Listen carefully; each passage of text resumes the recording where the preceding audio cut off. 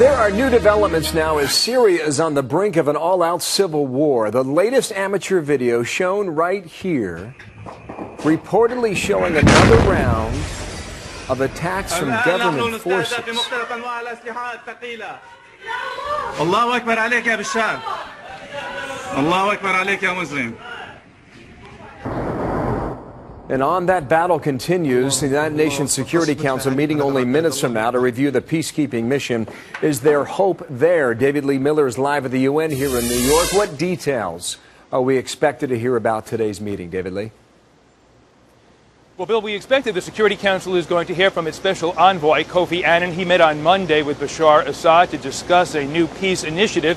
Some of the details have leaked out, one of which is this new peace proposal would apparently focus on one hotbed of violence, and then if successful, it would expand. We also expect that Kofi Annan is going to suggest that Iran have some type of a role in brokering some peace deal in Syria. On Tuesday, he met with Iran's foreign minister, and after that meeting, he spoke briefly with reporters. Listen. If we do not make a real effort to resolve this issue peacefully, and it were to get out of hand and spread to the region, it can lead to consequences that none of us could imagine.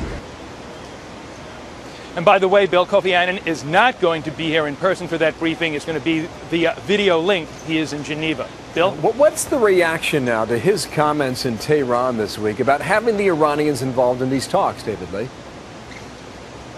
Well, from the U.S. perspective, this is clearly a bad idea. The U.S.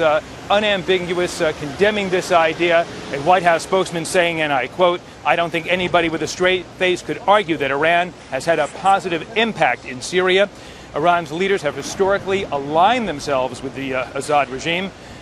Iran claims that the Syrian opposition is essentially controlled by outside terrorist forces. And one analyst says Iran is now going to do as much as possible to protect the Assad regime from falling. Listen.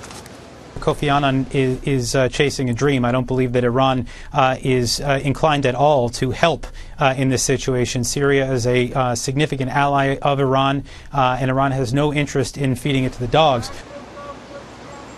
Another consequence of Annan's diplomacy is that he may be giving some additional legitimacy to the Iranian government, a government that is now under great pressure because of its nuclear program. Bill? Watch how this thing turns, or does not. David Lee Miller, thanks. Live in New York.